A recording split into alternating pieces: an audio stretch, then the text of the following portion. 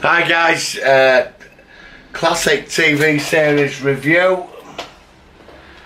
Do you remember this? Classic Star Cops. And that awful theme tune, but it grows on you. As irritating as it gets. You know. Star Cops, classic series, but the music. Hang on, let me turn it up, guys.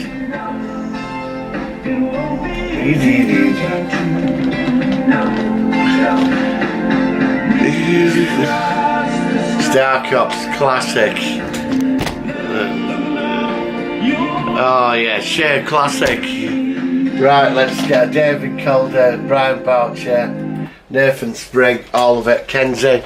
Right, Star Cops were made in late 80s, I think it was 88, 89. It were on BBC Two on a Monday night.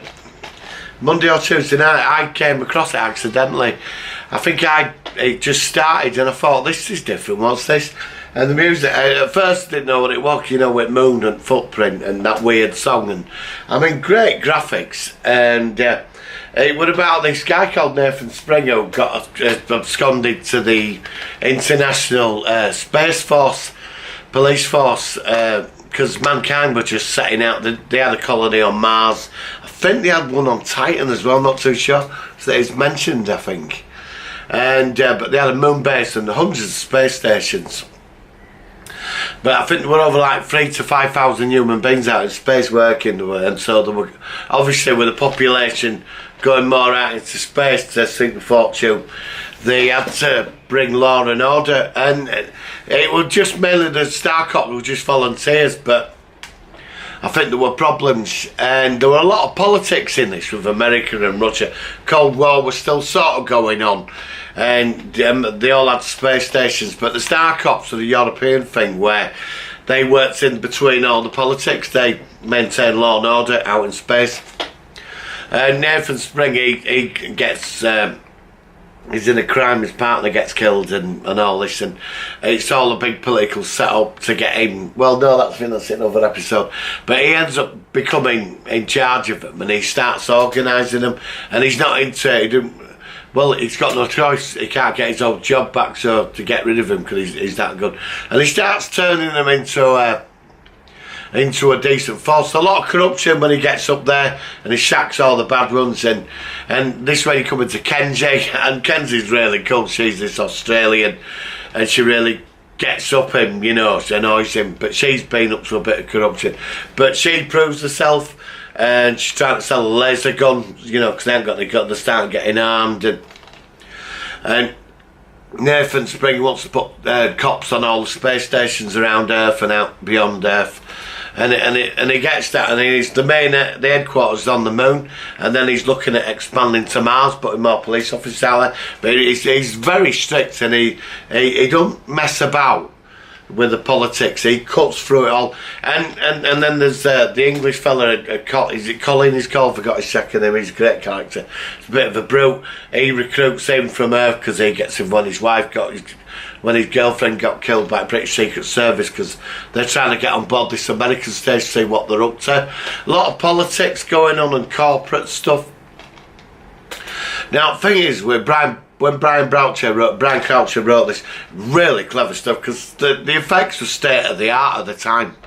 And I mean, this programme holds today. The head of the moon base is Russian administration guy, he's from Russia. So it's a really international cast. The forensic officer, she's Japanese, she's from a corporation.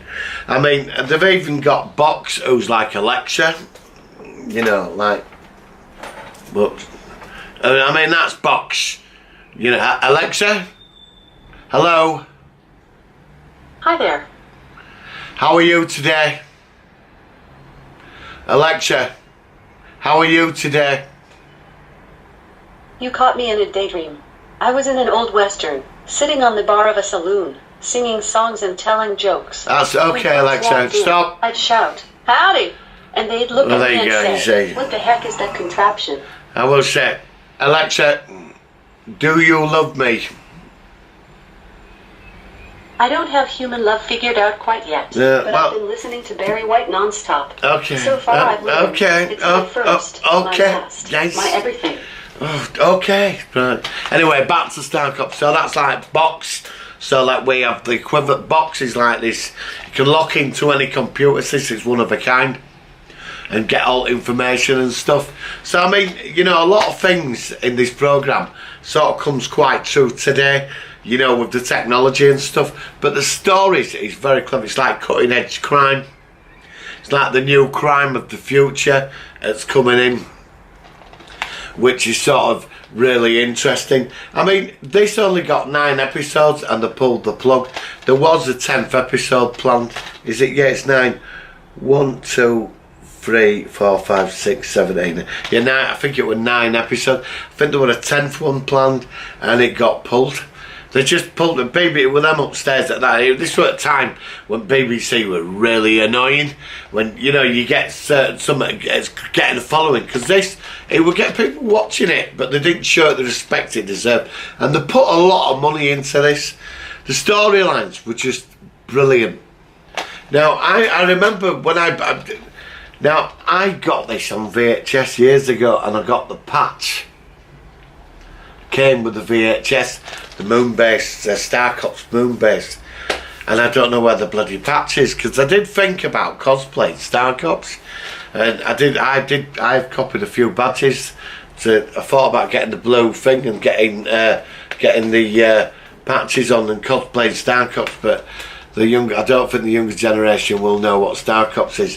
But the stories in this were really good, and the ships and that, and it would have been good because I think the final episode was set on Mars, so you would have gone to Mars, you know, to see what it were like on Mars, and the ships were the spaceship. There were quite a lot of truth to them. There were salvages in space shuttles flying about and stuff, and even had a police like shuttle where they could fly to space stations and stuff.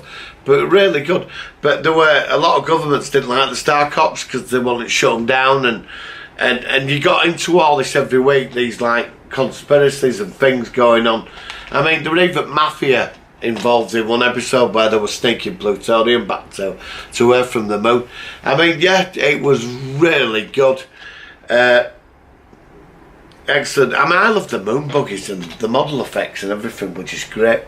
And with this if this should have gone on for a couple of years, 3 or 4 seasons, with this, David Calder and the rest of the cast were just magnificent.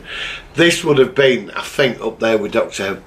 It would have been like Blake Seven remembered, because it was the serious side to this. There was like a darkness to it which made this interesting, and a sense of reality.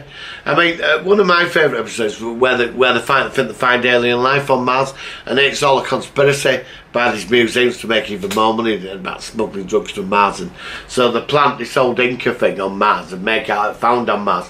So, I mean, there's a big conspiracy behind it all, which is really cool. I mean, some of the writing for this is first class, and the acting.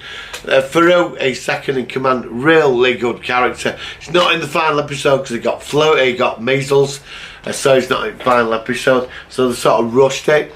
But it finished, them upstairs, it's always them upstairs at cancel quality, which really fucks you off, it really does.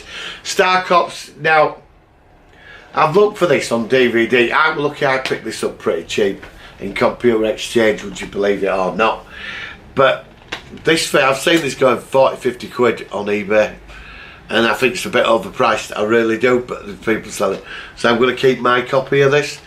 But I think I paid about 10 quid for this, but I've seen it online going 35 upwards. So I don't know why they're charging for that, I don't know why, but when you bought the VHS tapes years ago, there were 3 videotapes, 3, oh yeah, sorry guys, 3 discs, all under here.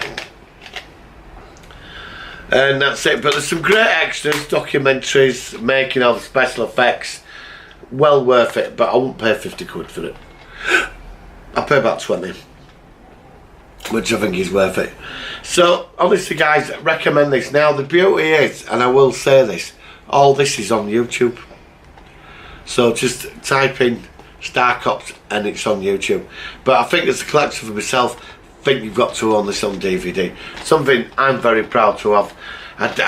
You know, I'd really like to get hold of the badge, but I might have to. I did try and get the badges printed out, but I had to get like 50 done. I just wanted to get 2 badges done.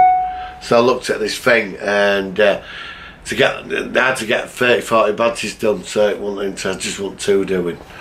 But maybe next time. So guys, Star Cops, there is audio, they have done audio stories. I've not got hold of them yet. I think they're out this year actually. I think they're coming out this year.